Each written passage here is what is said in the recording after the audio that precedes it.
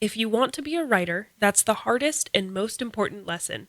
Finish it, then go back to fix it. Tad Williams. You're listening to Writing Roots, brought to you by Aspen House Publishing. Welcome to Writing Roots. I'm Leigh Esses. And I am Leigh Hull.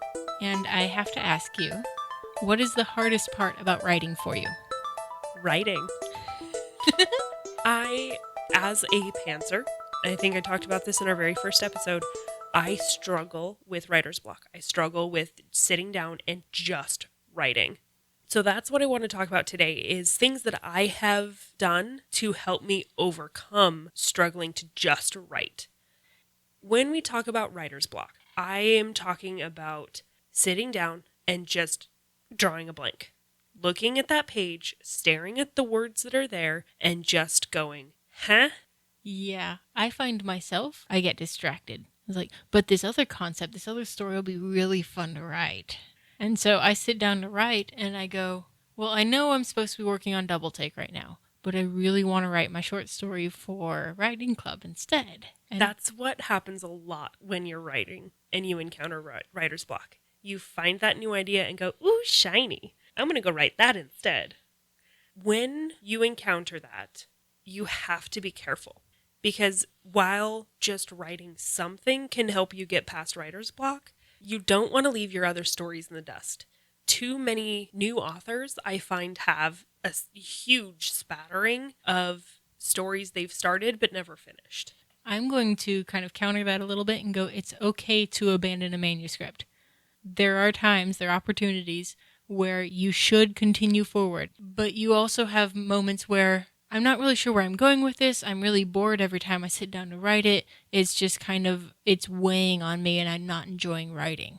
So there is a moment when it's okay to abandon a manuscript. And I have more than once, 3-4 years later, come back and gone, I think I know what I want to do with this now. It's not a black mark on an author to have an unfinished manuscript. It's true. I have plenty myself. But finishing it is the goal. Yes. And so how do you finish a story when you are encountering writer's block? It doesn't matter what you write. It doesn't matter how bad it is. Just write it. That is the whole purpose of the editing process. And I would say that's the majority of the time when I get writer's block. It's not that I don't have anything going on in my head. It's that I feel like I can't write to the level of my own expectation. I want this to be really good. And so I'm not going to write any of it because I know it's not ready yet. Especially as a new author, you have to not compare yourself to those traditionally published, well-established authors in their works. How do you get past writer's block? This is something that I discovered fairly recently that has been my best way to just get past writer's block, is that terrible, terrible word, plotting. I love it. Bringing you over to my side slowly but surely. I really hope I don't end up as a plotter. There's nothing wrong with plotting. It can really help if I'm sitting at a point where I'm not sure where to go, where I've hit that writer's block, sitting down and thinking about what needs to happen. So what needs to happen before that? I was able to finally get past a point where I knew in the story I'm working on right now, I knew my mentor character needed to die, but I didn't know how. And so I took that step back and said, well, who should kill her? What needs to happen to get there? And then that's when I finally decided, oh, this would be really interesting and actually create some conflict moving forward that will help drive the rest of my plot. If you're a pantser and you're not sure where to go, trust me, even if you plot out just a scene or two, it will help a lot in just getting it written. And if you wear that pantser title with pride, don't write down your outline. Just think about it. If you like to write things down, then keeping an idea journal can really help out. We all know inspiration can strike, even at the most horrible of times. You need to have somewhere where you can just quickly jot down and be like, I got this really good idea. Let's make sure I do this. Most of my, oh, this will be a really good idea moments comes when I'm learning something new. I learn most of my trivia by listening to podcasts. So my idea journal is kept in my center console in my car. This is something that can really help you getting past the difficulty in not knowing what to write. Also, scheduling. Yes. One of the things I advise people who want to write a book is to pretend it's like the gym. Schedule half an hour every day, sit down and write something. This is also another time where it's really important to know if you're a plotter or a pantser. There's two ways that you can kind of schedule yourself into writing. There's setting the specific time, and there's also just setting yourself a timeline. If you're a plotter, it's way easier to just set a timeline because you know what you want to go and where you want to go with it. And so you can just say, I want to have this done by this time. So, Which means I need to have killed this character by my birthday. As a pantser, it's way easier to just schedule a specific time to write. So you're going to say, every day at 5 o'clock, I'm going to sit down and I'm going to write for an hour. Also, if you're like me and you have problems with deadlines, not getting anything done without a deadline, set one and stick to it. One of the things I've noticed in reading large amounts of first-time authors' works, if it's written in a month, it tends to be a lot better than if it took 10 years to write. Setting that deadline, sticking to it, makes your content better. As someone who has taken a long time to write a book, I would sit down after 3, 4, 5, 10, 2 years and go, wait, what did I write? What's happening in the story? I have no idea what's going on. And I have seen you do this. You go back to the beginning of the book, and as you're reading through it, I edit. That's one thing that we need to, as authors, is that difference between writing and editing. Why is it so important to not edit while you write? you end up slowing yourself down, and you'll lose track, and then you might get another idea, and then you try to throw that in, decide it doesn't work.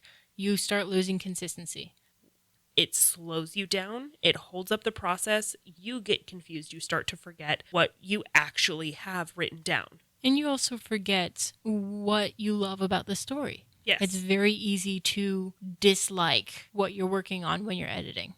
As CJ Cherry said it is perfectly okay to write garbage as long as you edit brilliantly. Yes. And I will add, edit when you're done. Yes. Can't edit a blank page. That is probably the biggest distraction I have, is trying to edit my stuff.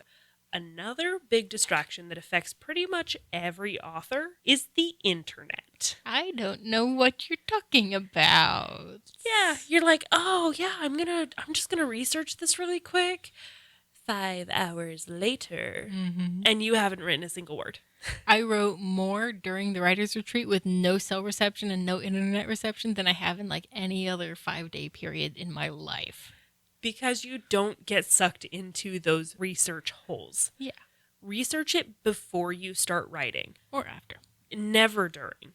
Doing the research also helps your mind when you're not writing, helps your mind think about it. What does your favorite author do? Are we talking about Lee Child? Yes. All right. So he actually has 2 different computers in his writing studio. He has one on one side of the studio where he's writing, and that's where his novel is, that's where he's working on. That one does not have internet connection.